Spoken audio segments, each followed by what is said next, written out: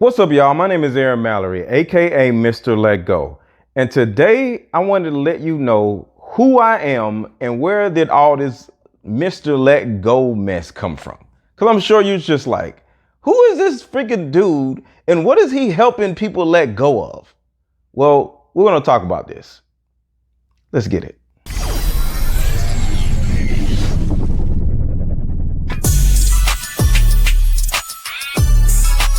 So before I get into my story, I am Mr. Let Go, and I teach people how to let go of what is no longer serving their best interest by uncovering the psychological reasons why men and women do what they do.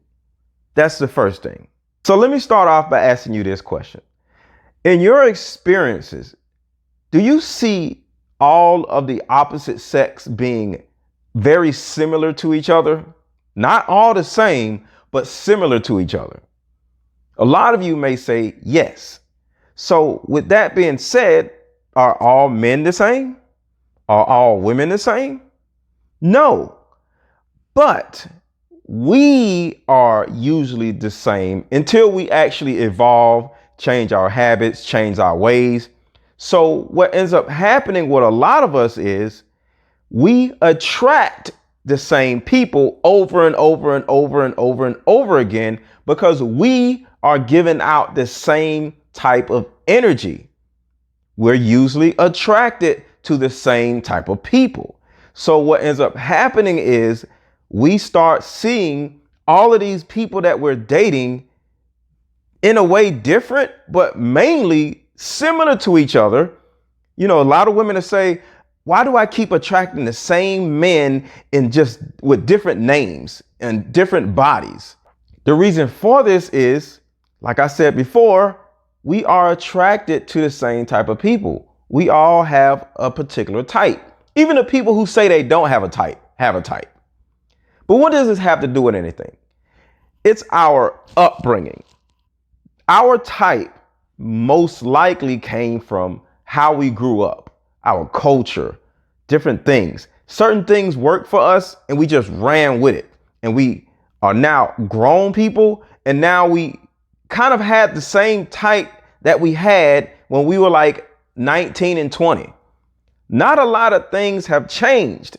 And what happens is we start getting upset or frustrated when the people that we're attracting, we don't really want in a way. And we keep attracting these people and we don't know why. The reason why we keep attracting these people is simply because we refuse to let go of our old habits, our old way of thinking, our old belief systems. And because we have these same belief systems, we attract the same people. And that is where I come in. I am here to teach people how to let go of these habits, these belief systems, and these thought processes that have literally put us in this situation we're in now as far as dating and friendships. So now that I've let you know who I am and what I do, let's talk about why I do it. Because that's the main thing, right? Why is this guy doing what he does? And who is he to be able to be this subject matter expert at whatever it is that he does? This is what happened with me. I didn't say to me. I said with me. All right. There are three particular things that my mom went through that I observed that literally changed my entire life. The first thing was my mom dealt with a whole lot of issues when I was young and I was able to kind of see them.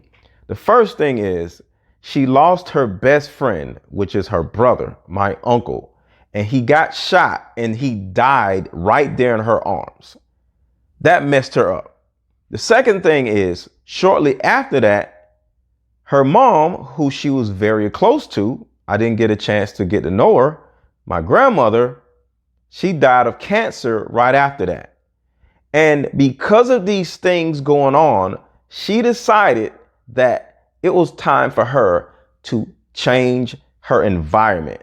So we moved from Philadelphia to Syracuse, New York. Now, why is this so important? Philadelphia, back then, it was a lot of gang activity. And according to what she was telling me, it was really affecting her psyche. And she just seen what was going on in the neighborhood and in this whole city, where it wasn't necessarily a good environment to bring up a young boy, right? Now, with that being said, my dad was in Philadelphia, and I actually spent more time with my dad as a young boy than I did with my mom, right?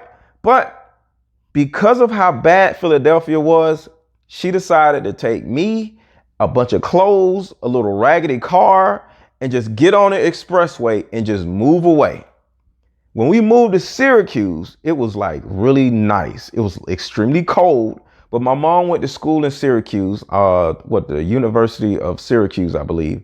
And we started our life there. And she decided that Syracuse wasn't necessarily a good place to raise a boy for other reasons. I guess it was too expensive. It was too cold, because like the snow used to be like 5 feet tall sometimes. So instead of just being somewhere and complaining about it, she made a decision to move again. And we moved from Philadelphia to Virginia. We went to Virginia. She instantly didn't like it. It was too rural. So we moved from Virginia to Raleigh, North Carolina with a family member, Aunt Yvonne. So we stayed there for a while. And for whatever reason, she didn't like it there either. So we moved from Raleigh, North Carolina to Atlanta. And that is where I am now. Now, I'm saying all this for a reason, because as I observe my mother, I'm starting to realize that these other places, because Philadelphia was bad, but these other places weren't necessarily bad. So why are we moving away from places that aren't necessarily bad? It wasn't crime in Syracuse. It wasn't crime in Virginia. It wasn't crime in North Carolina, that was affecting us. So why are we moving? Once we moved to Atlanta with my Aunt Rita, my mom did not necessarily want to work. I'm not saying my mom was lazy, but she did not want to work. And I guess once she graduated, or she was in school getting school loans from the University of Syracuse, things started changing where she actually, I guess, had to get a job, and she didn't want to do that. I started hearing my Aunt Rita say over and over again, why does she not get a job? Does she think she can just live with me for free? This is not going to work. And all of a sudden, we got put out. Now, right here is when the trauma in my life actually started, because the car that we had that brought us from Philadelphia to Syracuse, from Syracuse to Virginia, from Virginia to North Carolina, and from North Carolina to Atlanta ended up breaking down, and it got broken into and everything. So we lost literally everything. So when my aunt told us to leave, we had nowhere to go. And we were literally homeless for a certain amount of time. When we were homeless, we were like finding random like motels. I mean, like with crackheads, drug dealers, prostitution. It was bad. And all I would hear my mom say is, I can't believe my own sister would do this to us. I can't believe this. But with me, I'm picking up on things because I'm very observant, and I'm able to look at the situation and say, but Ma, I didn't say it, but I thought it. Ma, you haven't wanted to get a job. Like I haven't seen you work ever. I'm like 6 years old or whatever. And I'm like, yo, Ma, you don't want to work, like that's what Aunt Rita said. And I haven't seen you work. So I'm kind of like understanding why Rita was saying this. So my first lesson in this story came from her leaving Philadelphia. If the place you're in and the people that you're around is not serving your best interest and not contributing to your growth, it's important for you to make the decision to leave. That was the first step. The second thing I learned is if the people in your environment are not serving your best interest, it's important for you to push them away, because sometimes it's not about you leaving, it's about them leaving. And when you have family that you really love, that you grew up around, and you care about them, it may be hard for you to put them in a position where they have to leave and they don't have anywhere to go. But my aunt had to protect her own sanity. She had to protect her own peace. And according to what I was hearing from my aunt, my mom's reluctance to get a job and just sitting around the house all the time made her feel used. And regardless of what happened next, she had to make a decision to take care of her own peace first, which was to tell us to leave, even when we didn't have anywhere to go. Now, it really hurt my mom, but I understood why my aunt did that. So as we were homeless, I'm, of course, looking at my mom for guidance. But as a young boy, I started feeling the need or the responsibility to protect my mother, even though I'm a kid. And as a kid, the only thing I had was a mean stare. When we were at this motel or these different motels, it would be people who would try to approach my mom. It was a pimp that actually tried to approach my mom one time. And in my mind, because I might be wrong, my mean, evil stare at him pushed him away a little bit. And it actually told him like, yo, leave my mom alone. And what happened was the pimp actually told my mom, like, you know what? Let me know if y'all need any help, because I can see by the way your son is looking at me, he wants to protect you. So because of him, I want to protect you also. So back then people had beepers. So he gave my mom his beeper number, not to try to get with her, but to be a source for us to get help if we needed it. So as time went by, we started living with a family. And then after that, we started living in this help house, which was a house full of families that were, homeless or whatever. And then sooner or later, my mom got Section 8 and we started living in some projects, right? And that's when things started getting a little better. And this is when I started realizing the third part of my puzzle of who I actually am about to end up being by being the observer of my mother. My mother had a tendency, a propensity to date and to attract, because that's what we talked about earlier, right? The same type of men over and over and over and over and over again. And all I would hear her say is, why do I keep attracting the same type of men? And in my young mind, I'm around 7 at this point, and I'm like, Ma, you are the same person. You're the same person that my aunt was complaining about. And in my mind, I wasn't disrespectful, but in my mind, I'm looking at my mom like, okay, I'm starting to see a trend. My mom would not do something right. And then when the things don't go the way she wants them to do, she starts complaining about them. Like with my aunt, why couldn't she just get a job? It was plenty businesses around where my aunt lived at. My mom refused to get a job, right? So now with these men who were abusive, sexually, verbally, and physically, my mom used to get beat on all the time. But I used to look at my mom like, yo, why do you keep dating these type of guys? And I literally asked my mom one day, I said, Mom, why do you keep dating these same type of guys? George was just like Joe. These guys were somewhat the same. And she literally said, son, I like those corner boys. I'm like, corner boys? I didn't ask because I'm a kid. I got what I needed to know. So I went on about my business. And for 7 whole years, from the age of 7 to the age of 14, I literally had to witness my mom deal with the same type of corner boys in and out my house, or in and out of our house, beating on my mom, verbally abusing my mom, cheating on my mom, and she'll kick him out, but she'll go find the same type of guy after him. And I witnessed this for 7 years.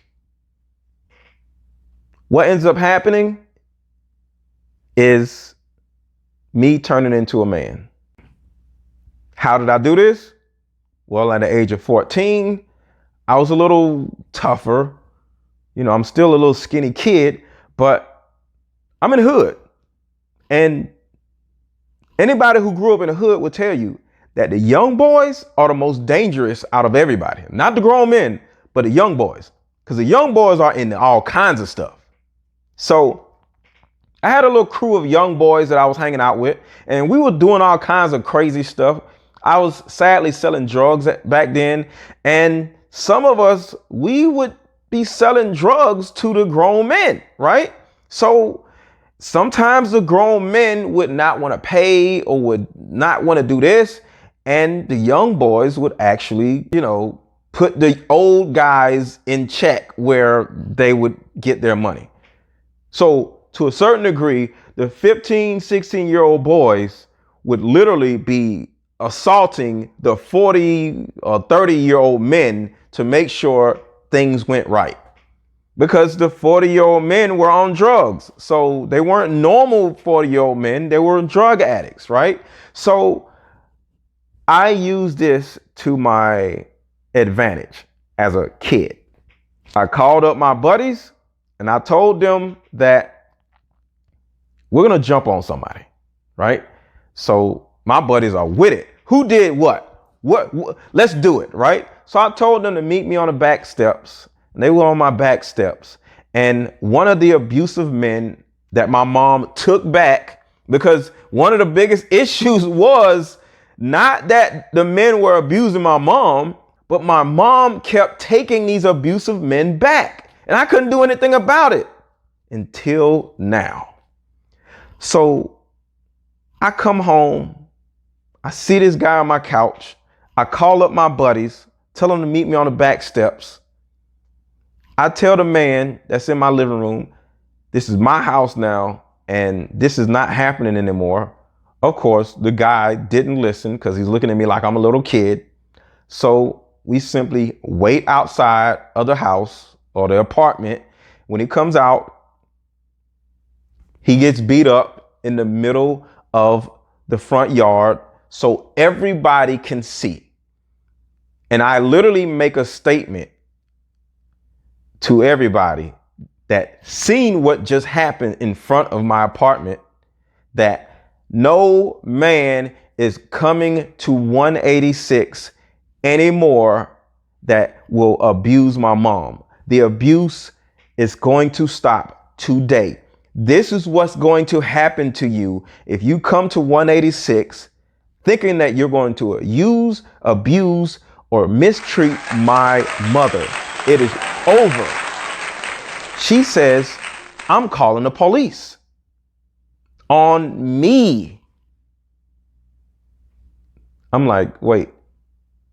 I look up at the window and I see her on the house phone, the cordless phone, calling the police, and she's telling them my name. My mother is calling the police on her own son. Now my buddies, they're gone. They ran away. So at this particular point, all I could do is run away.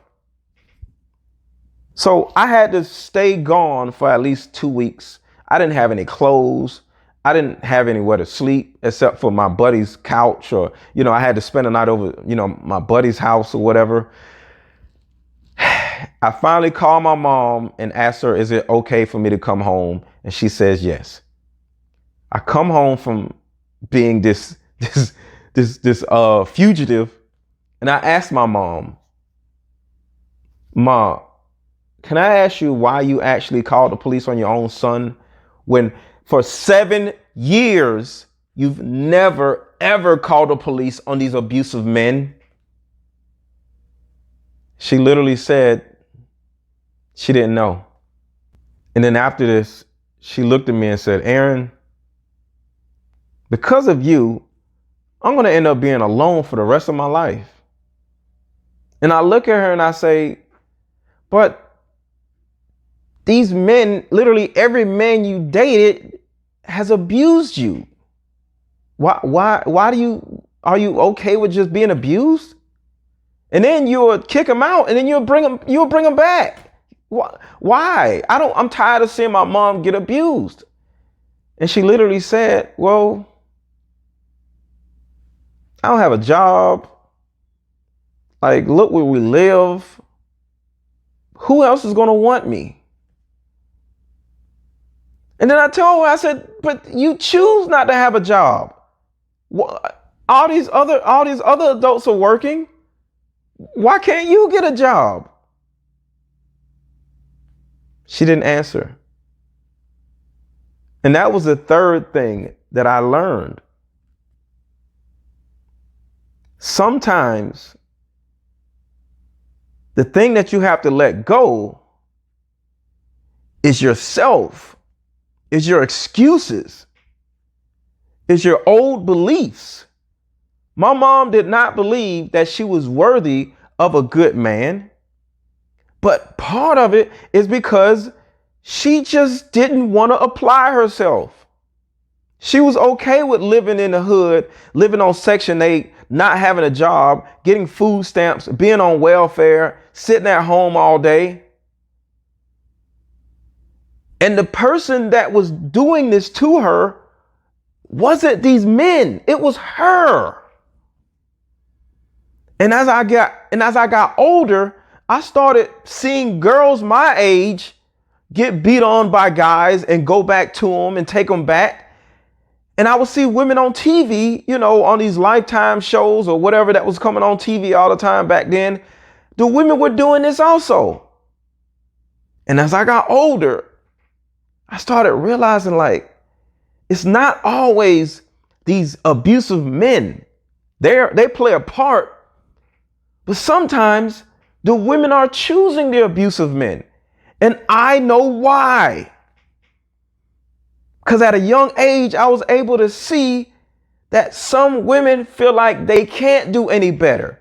So they just continue to just deal with these abusive men, not because they want to be abused, but they don't think they can do better or be better. And it's because they're not applying themselves in some type of way. They're not growing. They're not opening their mind to new experiences. My mom didn't go anywhere. She just stayed in the house literally every single day of my young life. And this is the reason why she had low self-esteem. Partly because of what happened when she was younger. What I witnessed with her brother, with my mom, probably with my dad. Now I'm at a point where I do understand the reason why women do the things they do, why men do the things that they do. And most likely it all comes from childhood trauma. Just being used to and desensitized to different abuse, different traumas. And we start to get to the point where we're just so numb to the abuse where we think it's just normal. And we think it's just okay to either for a man to beat on a woman or for a woman to get beat on. It's not normal. And the way you get away from this is to literally move like my mother did in Philadelphia.